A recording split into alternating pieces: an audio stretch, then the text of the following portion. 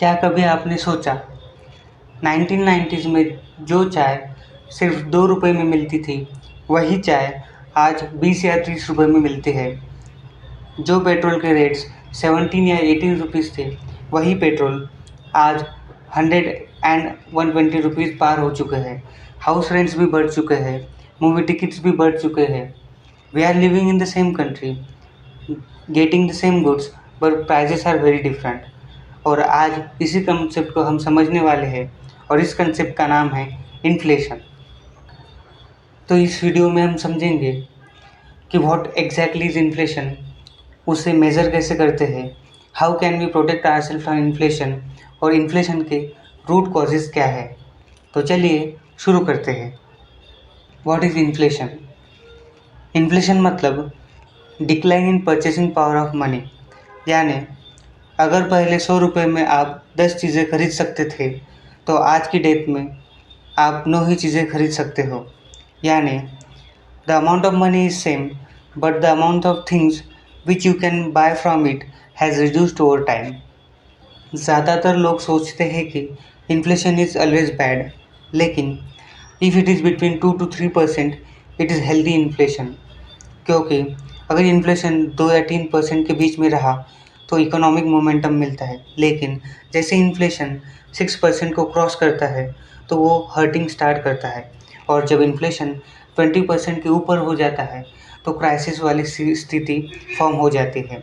इसीलिए inflation control में होना चाहिए। How inflation is measured in India?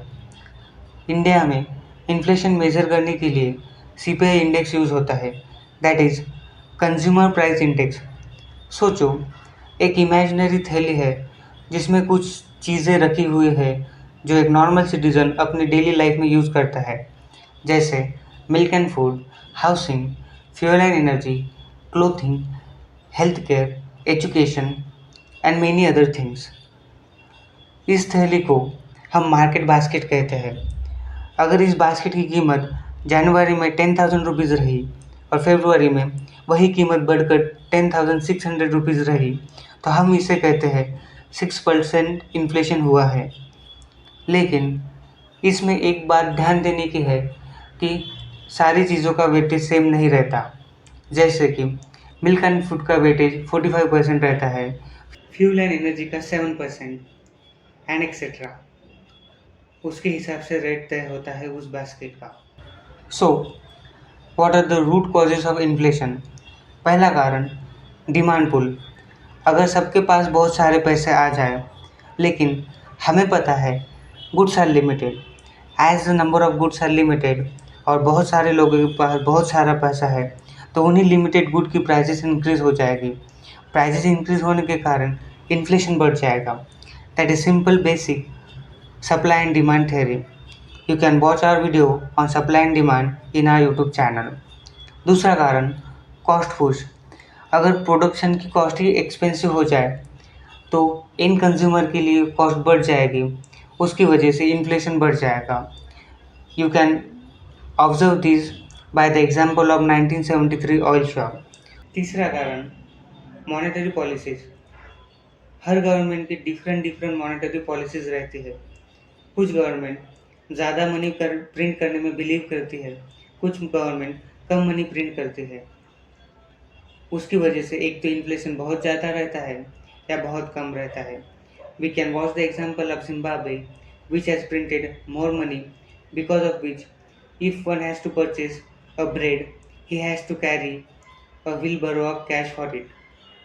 So the question is, who wins and who loses in this inflation wala economy? So the losers are the people who have fixed income. They hold cash, they think that keeping cash in bank will give them returns and the money will be saved. But as the inflation increases, the value of their money decreases over time. और तीसरा fixed rate lender, pensioners. The winners are asset owners, यानी वो people जो property और gold में invest करके रखते हैं। दूसरे इक्विटी इन्वेस्टर्स जो स्टॉक में इन्वेस्ट करके रखते हैं, क्योंकि स्टॉक्स के रिटर्न ज़्यादा होते हैं इन्फ्लेशन से।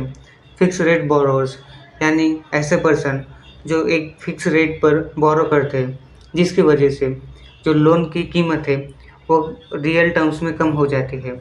और आखिरी वाले जिनके पास रेयर स्किल है, क्योंकि अगर आपके पास ऐसी स्किल है जो रेयर है, उसकी वजह से आप हाई चार्ज कर सकते हो, उसकी वजह से इन्फ्लेशन बीट कर सकते हो।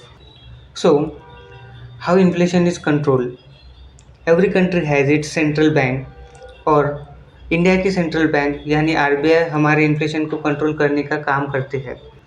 जैसे कि अगर इन्फ्लेशन बढ़ जाता है तो आरबीआई अपने लोन देने के रेट्स बढ़ा देता है, उसकी वजह से हमें बहुत सारे इंटरेस्ट पर लोन मिलता है। एक्सपेंसिव इंटरेस्ट पर लोन मिलने के कारण हमारी स्पेंडिंग कम हो जाती है, स्पेंडिंग कम होने के कारण इन्फ्लेशन कम हो जाता है। ये ये एक साइकिल है। इसमें जब रेट्स हाई हो जाते हैं तो इकोनॉमी स्लो हो जाती है, बिजनेस इन्वेस्टिंग करना कम कर देते हैं, जॉब्स के लॉसेस होते हैं।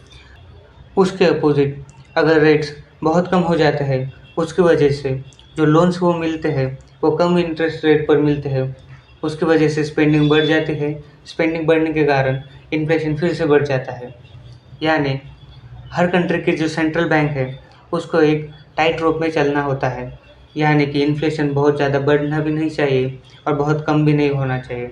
It must be balancing. So, every central bank tries to balance the inflation rate in the country to maintain the stability of the economy. The question is, what you can do about inflation?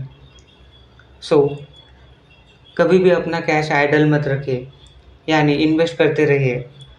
दूसरा, invest in equities. तीसरा, जो real asset है that is gold and property, उसमें invest करना चालू कर दिए। और build a rare skill so that at the times of high inflation you can earn more and beat the inflation. Always remember, if you earn 8% returns और inflation 6% है तो आपका गेन सिर्फ 2% है। And always remember the formula. Your returns must always be greater than inflation so that you can earn your fortunes. So, these are the key takeaways from this video. Inflation यानी decrease in purchasing power. वो major करने के लिए हम CPI use करते हैं। उसके root causes क्या है, इन्फ्लेशन किन लोगों को हर्ट करता है, how RBI regulates the interest rate, और हम इन्फ्लेशन से बचने के लिए क्या क्या कर सकते हैं। So next time, before taking any decision related to economics, do consider inflation in it.